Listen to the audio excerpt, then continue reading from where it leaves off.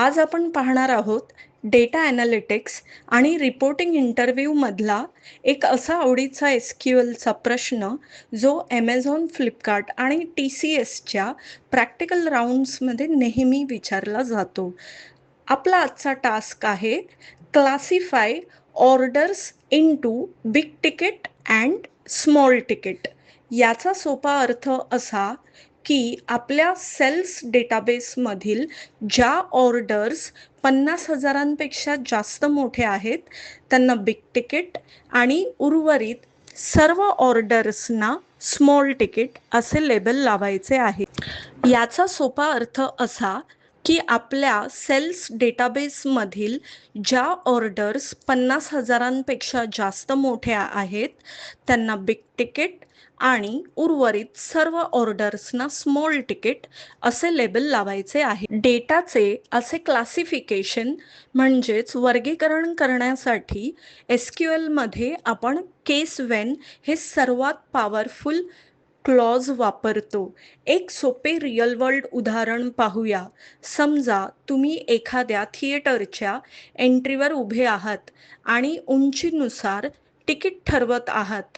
जर उंची 5 फुटांपेक्षा जास्त असेल तर फुल तिकीट, नाहीतर हाफ तिकीट. अगदी याच इफ एल्स लॉजिकवर आपला डेटाबेस काम करतो. यामुळे ओरिजिनल टेबल बदलत नाही, तर आपल्याला आउटपुटमध्ये एक नवीन व्हर्च्युअल कॉलम मिळतो. चला थेट डेमो पाहूया आणि क्वेरी लिहूया. सुरुवातीला आपण टाईप करू सिलेक्ट ऑर्डर ID. आता आपले कंडिशनल लॉजिक सुरू करण्यासाठी आपण लिहूया केस.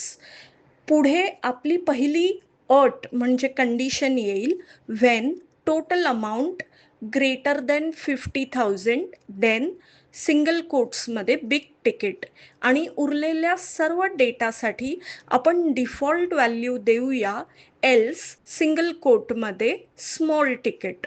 शेवटी हा ब्लॉक संपवून कॉलमला नाव देण्यासाठी लिहूया end as category from orders.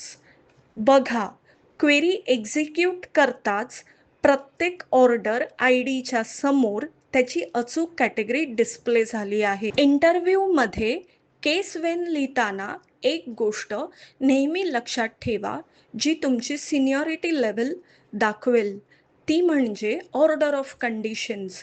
Database engine वरून खाली कंडिशन्स चेक करत येते. त्यामुळे जो डेटा ग्रुप सर्वात मोठा आहे किंवा ज्या अटीवर मॅच होणारे रेकॉर्ड्स सर्वात जास्त आहेत, ती कंडिशन नेहमी सर्वात आधी वर लिहावी.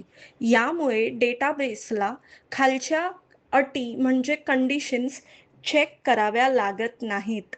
CPU सायकल्स वाचतात आणि क्वेरी प्रचंड फास्ट एक्झिक्यूट होते.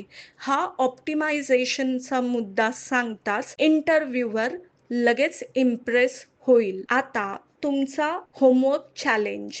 याच कोडमध्ये बदल करून 20,000 ते 50,000 दरम्यानच्या ऑर्डर्ससाठी मिड कॅटेगरी कशी ॲड कराल? तुमचा सुधारित SQL कोड कमेंट्समध्ये नक्की पोस्ट करा. डेटा इंजिनिअरिंगचे असेच प्रॅक्टिकल नॉलेज मराठीत मिळवण्यासाठी व्हिडिओला लाईक करा आणि चॅनलला सबस्क्राईब करा.